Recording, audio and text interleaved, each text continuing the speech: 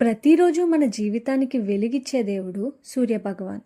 కానీ మీకు తెలుసా, సూర్యభగవాన్కి ఉన్న పుత్రులు ఎవరు? వాళ్ళల్లో ఒకరు మహాభారతంలో గ్రేటెస్ట్ వారియర్, ఇంకొకరు మన జన్మల్ని జడ్జ్ చేసే దేవుడు. 3 నిమిషాల్లో అన్నీ తెలుసుకుందాం.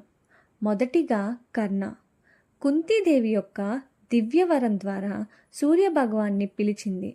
అప్పుడు జన్మించినవాడు కర్ణ. జన్మించినప్పుడే కవచం మరియు కుండలతో పుట్టాడు. అవి ఆయనకి రక్ష ఇచ్చిన దివ్యవరాలు. మహాభారతంలో కర్ణ ఒక గ్రేట్ వారియర్. కానీ ఆయన గొప్పతనం ఏంటంటే దానం. ఎవరైనా అడిగితే ఆయన లేదు అని చెప్పడు. అందుకే ఆయనని దానవీర కర్ణ అని పిలుస్తారు. తరువాత శనిదేవ్. మనమందరం శని అంటే భయపడతాం. కానీ నిజమేంటంటే ఆయన న్యాయం చేసే దేవుడు. మనం చేసిన మంచి చెడు కర్మలకు తగ్గట్టు ఫలితం ఇస్తాడు.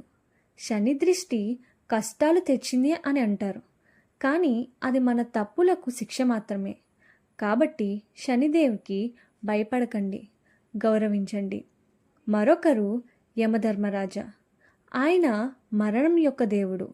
కానీ ఆయన పని భయపెట్టడం కాదు, మనం చేసిన కర్మలని జడ్జ్ చేయడం. పుణ్యం చేసిన వాళ్ళు స్వర్గానికి, పాపం చేసిన వాళ్ళు నరకానికి పంపిస్తాడు. అందుకే ఆయనని ధర్మరాజా అని పిలుస్తారు. ఇంకొక ముఖ్యమైన పుత్రుడు వైవస్వత మను. ఇప్పుడు మనం ఉన్న సూర్య భగవాన్ యొక్క పుత్రులు అందరూ కూడా ఒక్కొక్క ఇంపార్టెంట్ రోల్ని చూపిస్తారు. దానం కర్ణ, న్యాయం శని, ధర్మం యమ. ఇది మన సనాతన ధర్మం యొక్క గొప్పతనం.